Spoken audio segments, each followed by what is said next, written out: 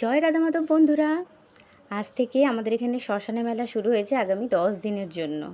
চলো দেখাই তোমাদেরকে মেলা কেমন এসেছে।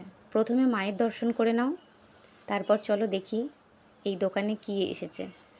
প্রথমে চলে এলাম এই দোকানে, দেখো কত রকমের গার্ডার, ক্লিপ, কত কি আছে। আর এই দেখো কানেরগুলো কি সুন্দর না বন্ধুরা, ওগুলো মাত্র 20 টাকা করে। দেখো ছোটদের ব্রেসলেট আছে, খেলার কত জিনিস আছে।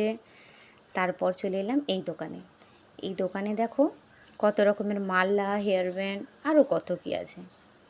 এখনও অনেক দোকান প্রায় বন্ধ হয়ে আছে। আর এই দেখো এই খেলনাপাতিগুলো দেখছো, এগুলো মাত্র 5 টাকা পিস। আমার মেয়ে অনেকগুলো নিয়ে নিয়েছে।